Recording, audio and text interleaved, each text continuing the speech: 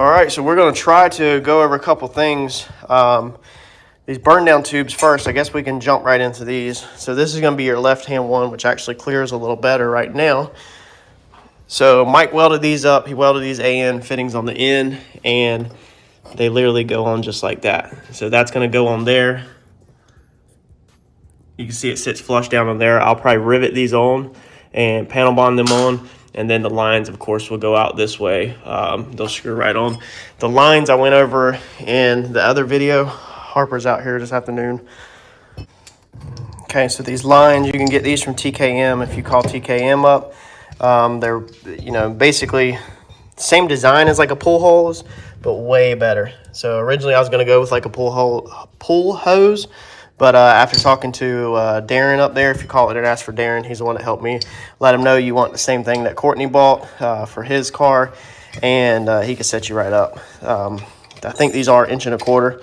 So I've got another video where we put these fittings on there, but as you can see, they'll just screw right onto these bungs that I bought off eBay. I'll show a picture of all this stuff that way you know where to get it, so they're on there solid.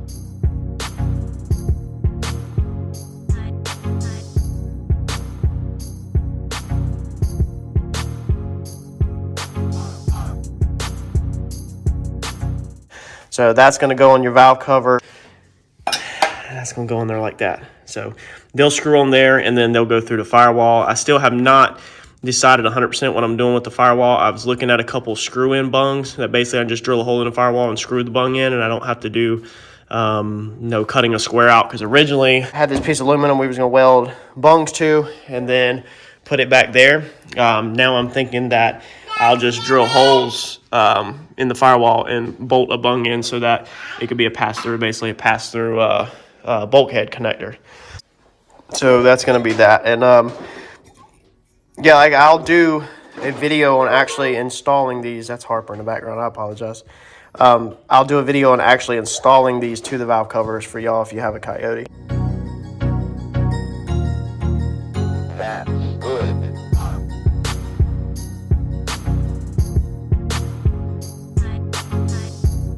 We're going to secure these to the valve covers with probably a like a panel bond product by 3M and rivets. So when I actually go to do the prep work on the valve covers, I have to take it off. We're going to grind down this little lip right here because this other side over here actually clears fine. They both cleared. It's just with me not being able to weld aluminum here, I have to basically like make stuff at the house, take it to the shop. Mike has to tack it where I feel like it should be. And a lot of times, I don't know if you can see my marks. Yeah, like I got a mark right there, okay, where, I wanted it at, but it always just is not perfect. So I have to work with what I can because I can't weld here. This one sets down tight.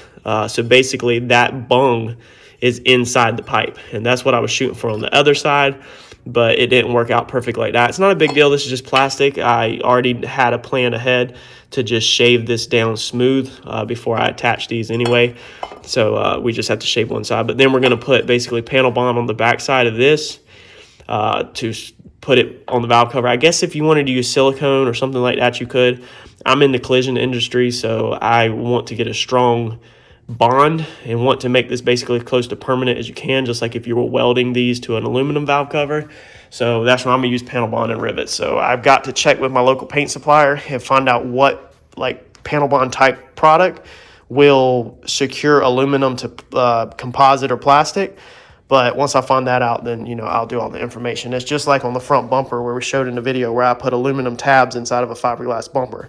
They're not welded, they're not silicone. We actually use panel bond because the panel bond product I used will attach aluminum to fiberglass, and them things are freaking solid. So I just have to, figure out what exactly I need for that. So now basically we're just working piece by piece to get to where we need to be. Down here for the oil filter housing, Mike has the MMR block adapter that we're modifying because it was actually hitting the steering. I'm not sure if I posted the video in the start of this or not, or if I'm gonna post it now. But basically your block adapter goes up here and your steering rack, is right here, and it was too close. So Mike is gonna modify the actual MMR one to kick the lines out that way so that it doesn't hit that. But we already have all of our fuel lines, or old lines, I'm sorry, which are also, they were used NASCAR AM Brown and Miller lines. You can see this one has a little bit more wear on it, but they're still in really good, shape. It's just some of the, whatever you call that, aluminum foil type stuff has come off of these lines, but they come out the top of the oil filter housing, and they'll go down and wrap around the rack or whatever to that. But that's more lines that I happen to just, basically I kind of measure what I need or guess, and then I go on eBay, see what my options are for matching lines or close to matching, and then just figure out what I could do. I had like 3 options on this one: shorter, medium, and then longer, and I went with medium. I kind of wish I would have went with longer, but medium fits really tight to everything in the block and makes it look more like it was meant for the car. But I'm the type where I kind of rather have a little extra, almost a little sloppy, to route around stuff rather than, tight if I'm buying used and I'm not having it built. But this almost, when it's actually bolted up, it almost kind of looks like it's purpose built. But I think they're both 90s on that end. And then, they're both 90s on that end. So I thought one was 45. I couldn't remember. But they were both just 90s. So they were same exact length, and both 90-degree fittings. So you can't ask for better than that. And there's another eBay seller that sells a ton of them lines also, that I got them from. It's just the guy that I'm putting in the description for the fuel lines. He had a ton of different fuel lines. So I don't know how they get all this stuff. I'm guessing they buy NASCAR whole entire cars and basically part them out, because you can get pretty much anything on there.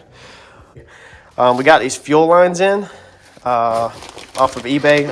That's a hole saw. I will drop the seller's name here for you.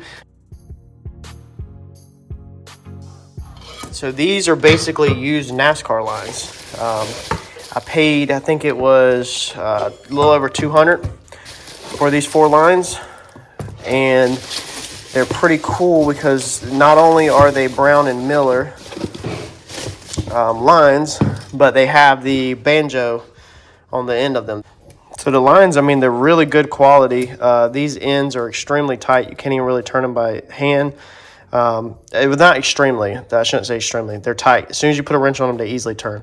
So they're not wore out. The fitting or the O-rings are absolutely in amazing shape. Everything's in really good shape.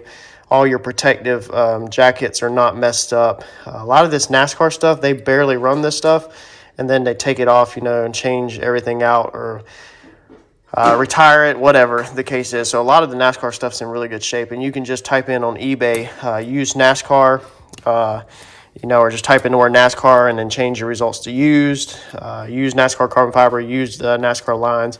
If you type in AN lines or AN fittings, especially AN lines, and you change your search results to used, you'll pull up a lot of this. So I actually contacted the seller and was like, hey, you have 3 of these listed on there. Do you happen to have the 4th one?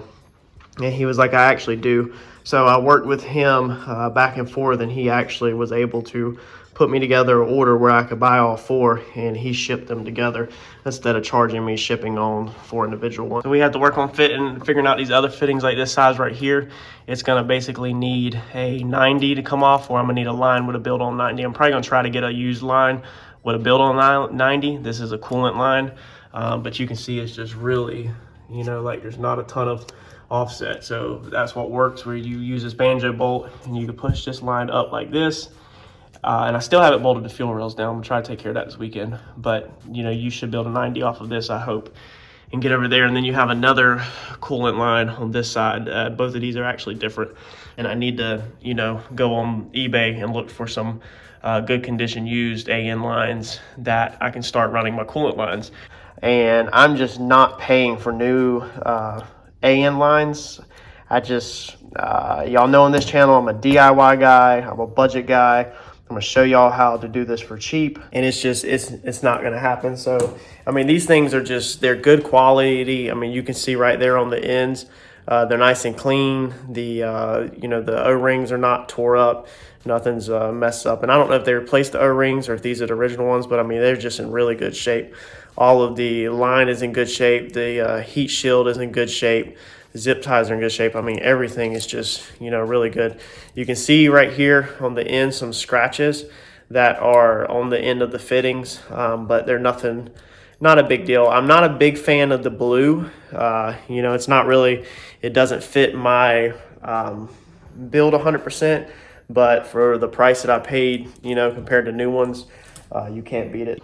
But on the back, you can see how we have plenty of clearance on the firewall to the banjo bolt, and that's the reason why when I seen these, I was like, this is awesome.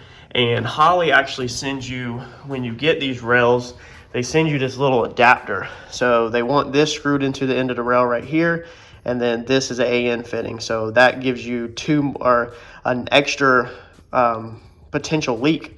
So you screw this into the end of your rail, and then you screw an AN fitting on this. So now just instead of one potential leak, you know, on one fitting, now you have this fitting that can leak plus your line that could leak. So you just want to try to simplify. From what I've heard from everybody, I'm taking everybody else's advice.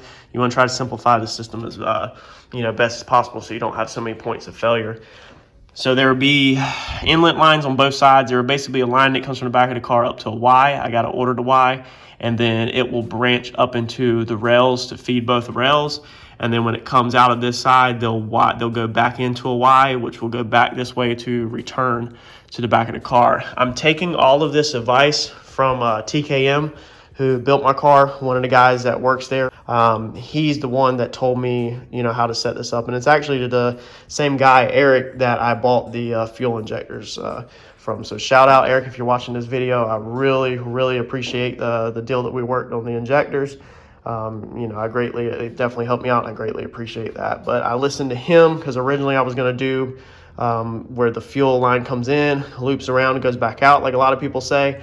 And then he was like, you know, basically that leaves you where if you get one day with high horsepower, high enough, when you get to a point, whatever number that is, you know, you could starve that last ejector for fuel. Whereas if you do it like this, where, you know, the fuel comes in, then Y's out, goes through the rails, and then goes back, you're not ever starving anything for fuel. And I told him, he was like, but for the level you're at, because the car is only supposed to make, you know, maybe 1,200. He was like, the level you're at, you'd be perfectly fine doing it either way. And I was like, nope, we're going to go ahead and just do it this way first.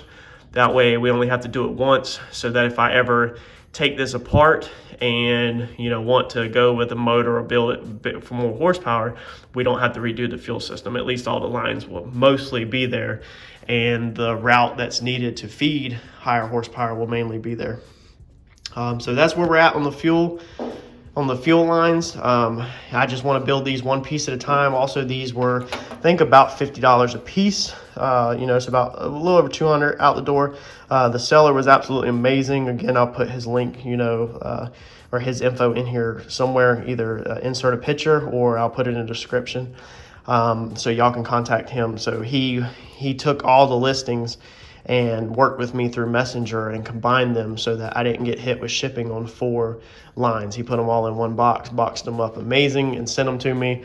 I mean, tons of bubble wrap. I mean, you just couldn't ask for a better seller off of eBay. I've met a lot of really good sellers on eBay, and this is where a lot of this car is built off from, is eBay. Just because it's eBay don't mean it's junk. It's just like if you go to the mall, your local mall, eBay is basically a mall. When you go inside your mall, or when you go inside eBay, you've got Payless shoes, and then you got Nike. You know, so you can go to whatever store you want to go to and get whatever quality you want. All eBay is just like a mall. It's just where it houses a bunch of little stores inside of it. And a lot of people get that confused and think that eBay is selling cheap stuff. You can get cheap stuff on eBay, but you can also get the same high-end stuff on eBay that you can do other places. A lot of times if I see somebody's product like on their website, I'll actually go check eBay to see if they have a listing on eBay. And believe it or not, eBay cuts pretty good deals on shipping. So a lot of times the same product that was on their site on eBay is less, whether it's $2 or $20. I've got deals by just buying through eBay and not off people's websites. You're not hurting the seller that owns the website, because normally it's like the same company. So like when I buy from Jegs or Summit Racing, okay, for instance, Jegs and Summit Racing sell on eBay. So they have eBay stores. So if you get the part number off Jegs or Summit, you can put that part number in on eBay and sometimes find the same thing for a couple bucks cheaper, because eBay is cutting them, you know, even better of a deal, I guess, than they can get on shipping, or whatever the case is. Somehow it's cheaper on eBay than it is. When you get your product in the mail from eBay, okay, you're getting it from that seller. you're going to have a Jegs or Summit receipt from them. On there, the customer service to contact about that part is going to be Jegs or Summit.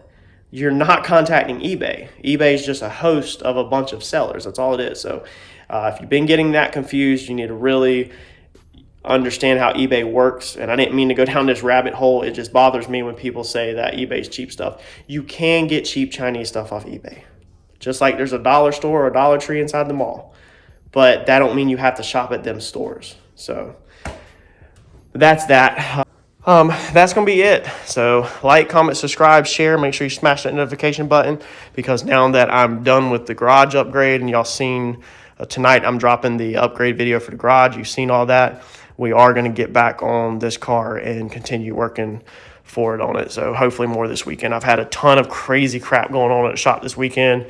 And like I said, y'all will get to see that video in a week or two. Some really crazy stuff. I've been again pulling just absolute crazy hours. And then with the second channel, if you haven't already went and checked it out, go look up Exotic Salvage. We go over wrecked exotic cars or high end, like Scat Packs, M3s, high end Beamers. We're gonna do Lamborghinis, Ferraris, R8s, i8s, basically everything high end, and I show you the prices and everything on what these cars bring at auction. But I know a lot of y'all don't really care about that.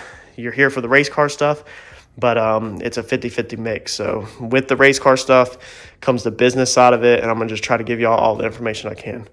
But like, comment, subscribe, share, smash that notification button, and we'll hopefully get back on this one more this weekend.